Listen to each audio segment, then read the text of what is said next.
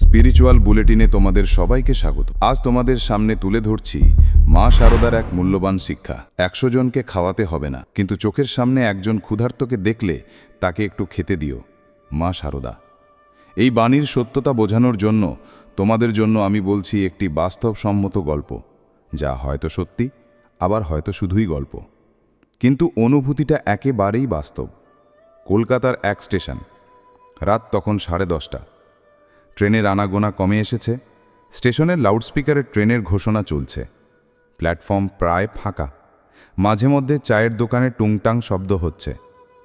এক কোণে বসে আছেন এক বৃদ্ধ মানুষ, বয়স 70-এরও বেশি।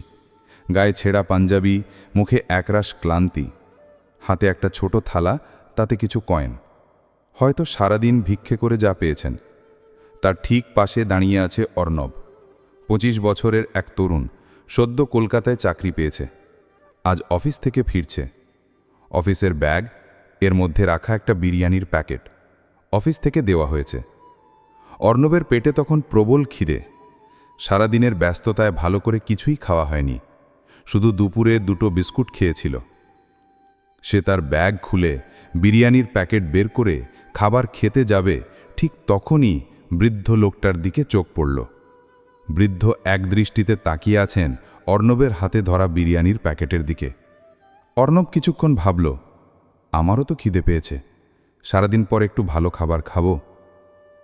কিন্তু পরক্ষণে মনে হলো, এই মানুষটা হয়তো সারাদিন কিছুই খায়নি, আমি তো তবুও 2টো বিস্কুট খেয়েছিলাম।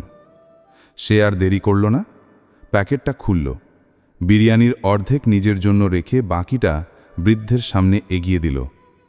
অর্ণব বলল, নিন কাকু, খান। বৃদ্ধ প্রথমে হতভম্ব হয়ে গেলেন, যেন বিশ্বাসই করতে পারছেন না যে কেউ তাকে খাবার দিচ্ছে। তারপর ধীরে ধীরে কাঁপা কাঁপা হাতে খাবারটা নিলেন। অর্ণব বৃদ্ধের পাশেই বসে পড়ল। বৃদ্ধ খাবার মুখে তুললেন, আর প্রথম একটু বিরিয়ানি খেয়েই তার মুখে এক তৃপ্তির হাসি ফুটে উঠল। দুজন একসঙ্গে খাবার খেল। হঠাৎ ট্রেনের হুইসেল বাজল। অর্ণব উঠে দাঁড়াল।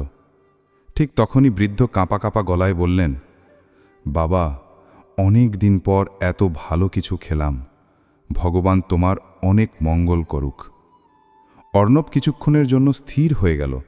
মনে হলো হাজার মানুষের ভিড়ে সে কারু উপকার করতে পেরেছে। সে এক গাল হাসি দিয়ে অর্ণব বলল, কাকু, আমি আসি, আমাকে বাড়ি ফিরতে হবে, কিন্তু অনেক ধন্যবাদ আশীর্বাদ দেওয়ার জন্য। বৃদ্ধ আবার একবার তার দিকে তাকালেন এবং একটু হাসলেন। অর্ণব ট্রেনে উঠে পড়ল। কিন্তু সেই রাতে যখন সে নিজের ভাগের অর্ধেক বিরিয়ানি খাচ্ছিল, সেই কথা ট্রেনে বসে মনে করল, হয়তো আমি একটু কম খেয়েছি, কিন্তু এই আশীর্বাদ, এটা কতটা সুন্দর। এই গল্প থেকে আমরা শিক্ষা পাই। আমরা প্রায়শই ভাবি, আমি তো সবাইকে সাহায্য করতে পারবো না, কিন্তু মা শারদা আমাদের শেখান, 100 জনকে না পারলেও একজনকে সাহায্য করো। মানবতা কখনো বিশাল আয়োজনের অপেক্ষা করে না, বরং ছোট ছোট মুহূর্তেই তার প্রকৃত রূপ দেখায়। খিদে এমন এক কষ্ট, যেটা আমরা না অনুভব করলে বুঝতে পারবো না। অর্ণব যদি সেদিন ভাবত যে আমি একা কী বা করতে পারবো, তাহলে হয়তো বৃদ্ধ মানুষটা না খেয়েই শুয়ে থাকতেন। কিন্তু সে ভাগ করল, তাই একজন মানুষ অন্তত এক রাতের জন্য শান্তিতে ঘুমোতে পারল। আমরা কি করতে পারি? আমরা কি রোজ বড় বড় দান করতে পারি? না, পারি না। কিন্তু আমরা ছোট ছোট সাহায্য করতে পারি। আমরা কি রাস্তার সব দরিদ্র মানুষকে খাওয়াতে পারি? না, পারি না। কিন্তু আমাদের সামনে দাঁড়িয়ে থাকা ক্ষুধার্ত মানুষটিকে খাওয়াতে পারি। আমরা কি বিশ্বটা বদলে দিতে পারি? না, পারি না। কিন্তু আমরা যদি একজনের জীবনেও একটু পরিবর্তন আনতে পারি, সেটাই অনেক। মানুষের আসল পরীক্ষা তখনই হয় যখন সামনে একটা সহজ সুযোগ আসে। সে কি শুধু নিজের কথাই ভাববে, নাকি অন্যের কথাও ভাববে? অর্ণব যদি শুধু নিজের কথাই ভাবত, তাহলে হয়তো এই গল্পটাই সৃষ্টি হতো না। আমার মনে হয় ছোট ছোট দানই আসল মানবতা। তাই মনে রেখো, দান মানে শুধু বিশাল কিছু করা নয়, বরং সময় মতো ছোট কাজগুলো করাও দান। খিদে কখনো জাত, ধর্ম মানে না। তাই ক্ষুধার্ত মানুষ দেখলে তার পাশে দাঁড়ানোই মানবতা। তুমি যদি একজন মানুষের মুখেও খাবার তুলে দিতে পারো, সেটাই পৃথিবীর সবচেয়ে বড় কাজ। একটা মানুষকে খাওয়ানোর মধ্যে যে আনন্দ আছে, তা 1000 টাকা দিয়ে বিলাসিতা করেও পাওয়া যায় না।